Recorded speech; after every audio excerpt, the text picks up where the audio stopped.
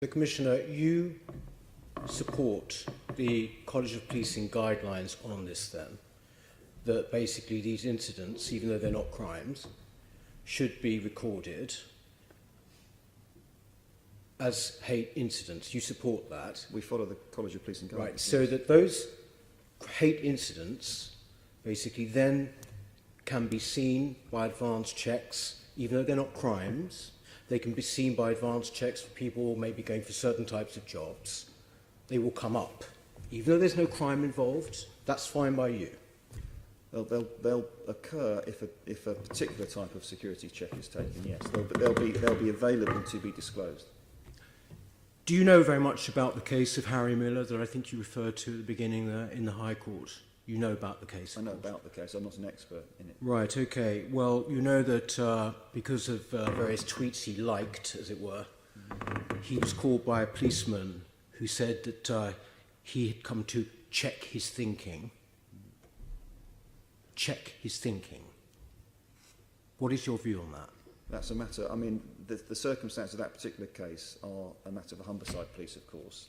I can't comment on whether the officer did the right thing or not. I wasn't part of that decision-making process. My no, point okay, is, all right, but I mean, you're a very senior policeman. yes, right? and I'm giving you my This opinion. just happens to be a case where Harry Miller right, had the perseverance, or whatever, to go to the High Court. Yeah. We have no idea how this is, how many times this might be happening. He was told that he was had to check his thinking, right, and basically he came back and said this is sort of Orwellian. And basically, when it actually came down to the case, which was about him, I think he liked some sort of limerick about a trans woman, something like this. Essentially, the policeman then went into all sorts of strange details about why he'd come, and then said, "I've been on a course about it." So your policemen are going on courses about this sort of thing, right? The end result is that this man was taken to a very, very, a level of depression because of what was happening, because someone felt that they could check his thinking. Now, do you not find that that is an extremely frightening prospect that we're facing now? It's a matter for Humberside. I can't comment on the Humberside Police case. All I can talk about is what the Metropolitan Police's approach to this is, because that's relevant to Londoners. And, you know, the Metropolitan Police approach is in line with the College of Policing guidance, which is that we recognise that it's important to understand incidents which may amount to some form of... Yes, I know you've already been through that. You've already told me. But look, the judge, Mr. Justice Knowles, in this particular case, right, compared the actions of the police to the Gestapo or to the Stasi, right? He said very, very worrying, very, very worrying. And there is this sort of assumption made somehow that if someone says something which, that is a hate instance, this will automatically possibly lead to a hate crime. And he said that this was, in this particular case, that there was absolutely no evidence to suggest that at all, right? But it's still been reported, he's still on the statistics.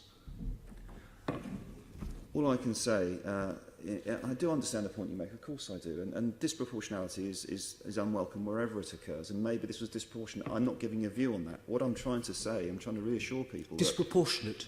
No, I'm saying you are suggesting it's a disproportionate. I'm saying that... No, I'm suggesting it's more than that, actually, sir. Right, I'm trying to sort of get to what you want to hear from me, which is it important for the Metropolitan Police to recognise these kind of issues as potentially important? Yes, it is. Should we know that when we go to a neighbour dispute, for example, or any other kind of dispute, should we know that previously, when officers have been there, one or other of the parties has used offensive language for whatever reason, based on the personal characteristics of the other person? Is that an important thing for the officer to know in understanding how best to deal with the incident in front of them? I would say yes. So I think the principle is correct. And if you speak to many officers, you'll know that they go back time and time again to these kind of things, and they escalate. And this is the whole purpose of making the record, so that we understand... This was a case that was not going to escalate. The judge made that perfectly clear. You're making this assumption, and as a result, going down a very, very dangerous road. Very dangerous road indeed, I would say. And if I could just sort of ask you as well in that case, to go back to the guidelines, whether we're talking about hate crime or hate incidents, what is your view on the definition, for example, that the word the victim, in the victim's perception, that this is possibly a hate crime, right? First of all, so the word victim is used immediately. Why do you not use the word complainant? Wouldn't that be legally far safer? These are all issues which have been debated and thought about clearly, and there's different approaches one can take. But what I come back to is our job is provide a service which people can be confident in. And I think if we start to use technical language with members of the public, they may not fully understand what complainant exactly means, whereas victim is a commonly understood term, which it's assuming already that there's a problem. Well, if you put victim in the definition, it's assuming already.